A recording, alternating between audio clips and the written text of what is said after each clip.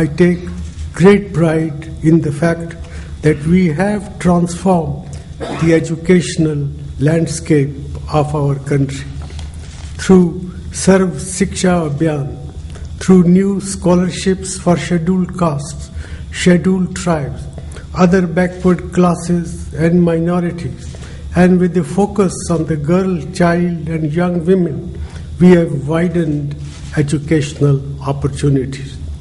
We have set up new universities, new institutes of science and technology, new industrial training centers, and enabled the flowering of individual enterprise in skill building and education. I also feel satisfied with our legislative effort.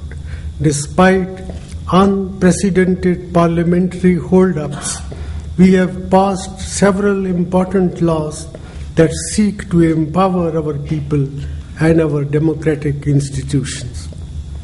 I do not wish to elaborate on our achievements in the economic arena.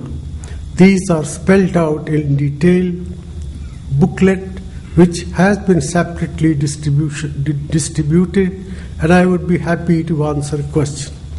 There are, however, 3 points which I would like to make. First, I am concerned that we have not been as successful as we need to be in generating employment in the manufacturing sector. This is an aspect of performance which we are working hard to correct. We need a much stronger effort to support of small and medium enterprises, which can be a major source of good quality employment.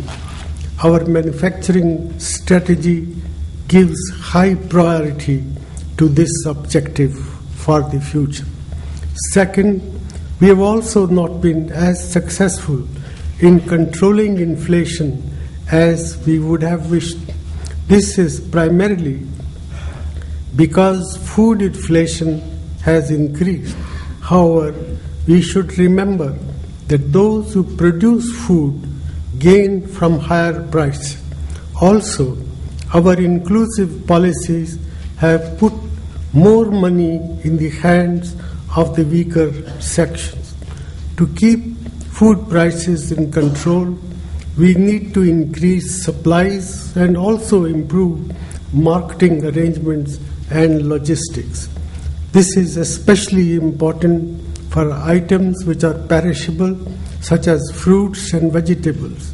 Much of this work lies in the domain of the states. I am happy to say that the Food Security Act that we have passed will, to some extent, shield the common man from rising food prices. The worry about inflation is legitimate, but we should also recognize that incomes for most people have increased faster than inflation. I have already mentioned that real wages in rural areas have increased faster than before. Per capita consumption in both rural and urban areas has increased significantly. Third, we are deeply committed to the objective of combating corruption. An array of historical legislation has been enacted to make the work of the government transparent and accountable. Governance has been made more answerable as never before. Most of you have been routinely using the Right to Information Act to access government documents, which was not possible earlier. There is much public concern on high-profile allegations of corruption, notably in regard to 2G spectrum allocations, coal block allocations, and cases related to land. We have taken major steps to change the existing procedures for allocation of spectrum and coal by shifting to auctions so that these problems do not arise in future. where some decisions taken earlier when allocations were made administratively have come under question, they are being investigated. Any wrongdoing will be punished through due process of law.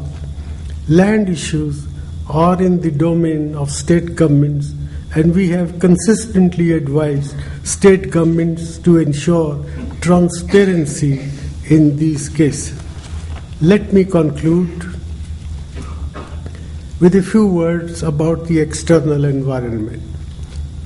The one lesson we shall all learn from our experience over the past decade is that the world around us is becoming more challenging. This is both a function of our greater integration with the world and of the international community's expectations from a rising India. This is India's manifest destiny. We should recognize it as such and learn to deal with it. India will continue to invest in its defense and national security, in providing security to its own people and ensuring regional security and stability.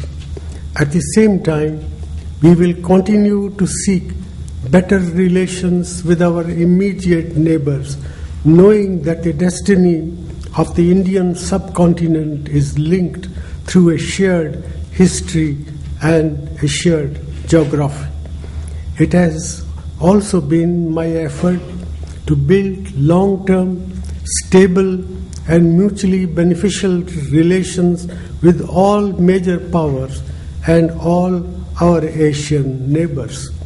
We should continue to benefit from global opportunities and contribute to global efforts in creating and managing global institutions to deal with global challenges.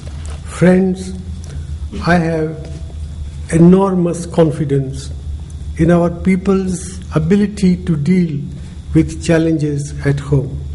In a few months' time, after the general election, I will hand the baton over to a new Prime Minister. I hope it will be a UPA chosen Prime Minister, and our party will work to that end in the campaign for the general election. I am confident that the new generation of our leaders will also guide this great nation successfully through the uncharted and uncertain waters of global change. As we enter the new year, we will continue to implement our policies with vigor and commitment, aiming to revive growth, promote enterprise, generate employment, eliminate poverty, and ensure the safety and security of all our people, particularly our women and children. Our government will work ceaselessly till its last day. Thank you and Jai Hind.